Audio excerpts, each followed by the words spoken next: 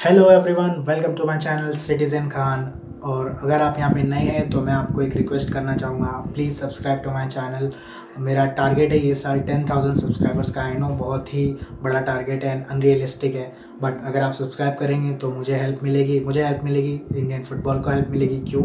Because मैं Indian football पे videos बनाता हूँ। और अगर आप मैनचेस्टर सिटी के फ़ैन हैं मेरे जैसे, तो आप मैनचेस्टर सिटी के लिए भी सब्सक्राइब कर सकते हैं। मैनचेस्टर सिटी की बात हो रही है तो भाई पिछला गेम जो एक दिन पहले जो खेला था, Manchester city versus Arsenal, And I gotta tell you, it was perfect. Perfect. Everything. Down. जो था भाई, करंटली सिटी जो टीम है ना भाई, मेरे हिसाब से अभी इंग्लैंड में और आप बोल सकते हो कि यूरोप में भी एटलीस्ट, कि मैनचेस्टर सिटी से अच्छा कोई इस वक्त जो गेम प्ले है कोई भी टीम का नहीं है। जिस तरह से पेप गार्डियोला ने जो ये साल जो चेंजेस किए हैं ना, मेरे हिसाब से आई डोंट थिंक कि कोई भी टीम नियर आती है मैनचेस्टर सिटी के। मे भी हो सकता है रियल मैड्रिड थोड़ा आती होगी, बट रियल मैड्रिड और मैनचेस्टर सिटी की मैच ही है अभी सेमीफाइनल यूएफए चैम्पियंस लीग। तो उसमें हमारे लिए क्लियर हो जाएगा कि मैनचेस्टर सिटी या रियल मैड्रिड है ये साल। बट मेरे लिए तो भाई मैनचेस्टर सिटी ही होगी। जिस तरह से उनका अटैक बनता है, जिस तरह से वो नो गेम पासिंग करते हैं, तो टेक्निकली इतने अच्छे वो बॉल पे गाइज लाइक, जो फुटबॉल अगर इन द एयर भी होती है ना, तो बहुत हार्ड होता है। इन द एयर होता है अगर फुटबॉल, तो उसको कंट्रोल करना बहुत हार्ड होता है। बट जो पासेस होते हैं मैनचेस्टर सिटी के प्लेयर्स के, लाइक बॉल एयर में होती है and they pass the ball to the another player. और सो लाइक और दूसरा एक फॉर एग्जांपल मैं बताना चाहूँगा, मारेज का जो टच है, जो फोडेन का टच है, I don't think Manchester City के अलावा इतने अच्छे प्लेयर्स जो मैनचेस्टर सिटी में है कोई दूसरी टीम्स में नहीं है। और 4-1 से मैनचेस्टर सिटी ने आर्सेनल को हराया भाई। आर्सेनल फुटबॉल क्लब मेरे हिसाब से एक्सपेक्ट तो नहीं कर रहे होंगे इतने गंदे तरीके से हारना, बट हो सकता है वो एक्सपेक्ट कर रहे थे कि यहाँ पे आके हमारा कुछ चांस बन सकता है। ऑब्वियसली अगर आप एक टीम हो कि जो चैलेंज कर रही है प्रीमियर लीग के लिए, तो आई थिंक इतना तो आपके अंदर होप और होप और कॉन्फिडेंस होना चाहिए कि at least we will go there and fight. But Arsenal football club बिल्कुल भी फाइट ही नहीं कर पाई थी।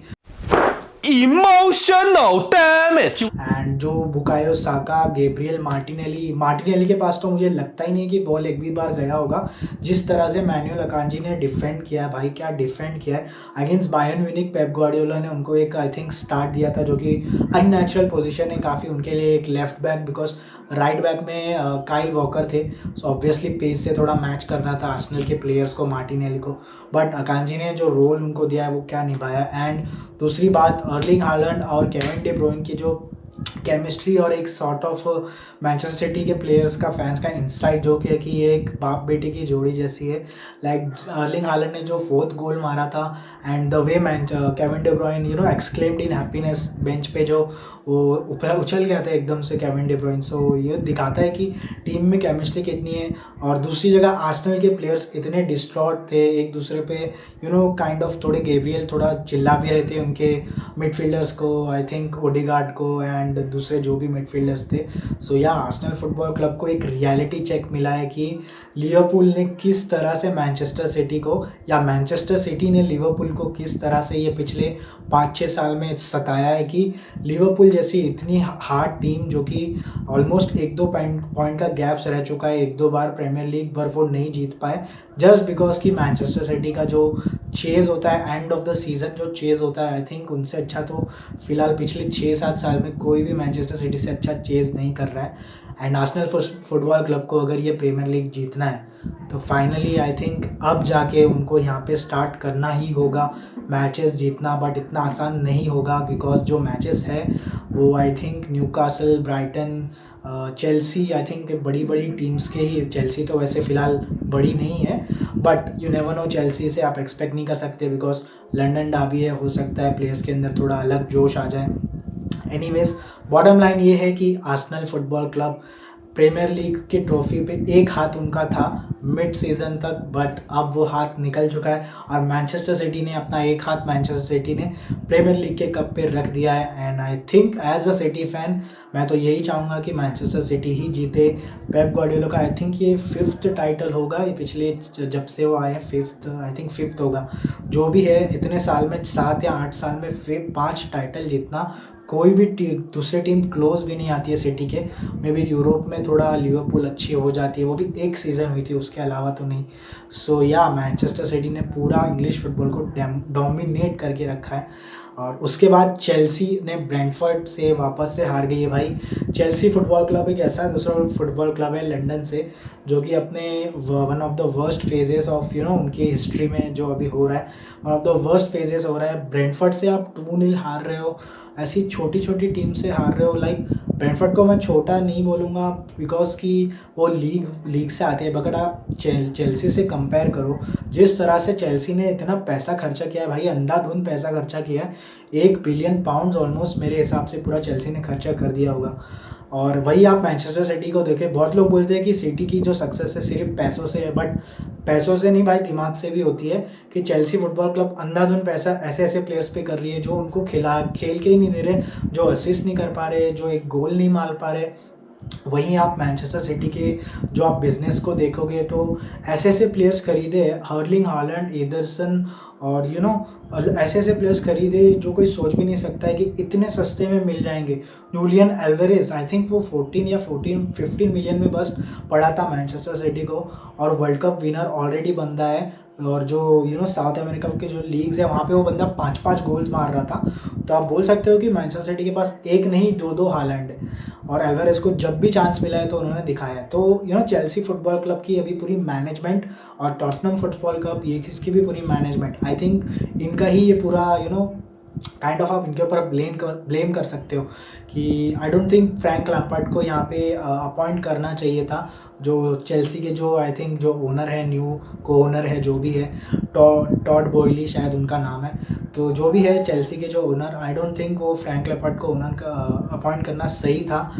यहाँ पे लगता है कि शायद उनको फुटबॉल की नॉलेज थोड़ी कम है, हो सकता है मेरे हिसाब से। यूके के है बट नॉलेज कम है। सो उसके अलावा I think Chelsea football club Luis Enrique से कांटेक्ट में थी एज नेक्स्ट कोच बनने के लिए, बट आई डोंट थिंक वो मटेरियलाइज हुआ। और अभी बात चल रही है कि मॉरिसियो पोचेटिनो भी ऑलमोस्ट बन चुके हैं चेल्सी के नेक्स्ट कोच।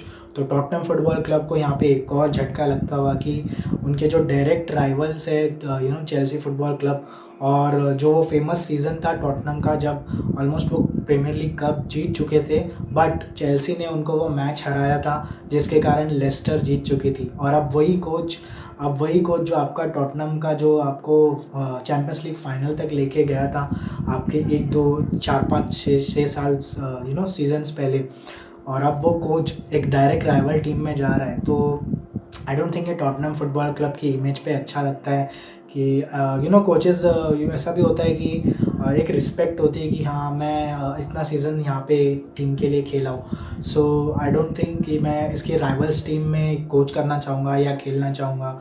बट भाई मॉरिसियो पोचेटिनो को तो चांस मिला है कोच करने का, एंड ऑब्वियसली वो चांस को ऐसे जाने नहीं देंगे।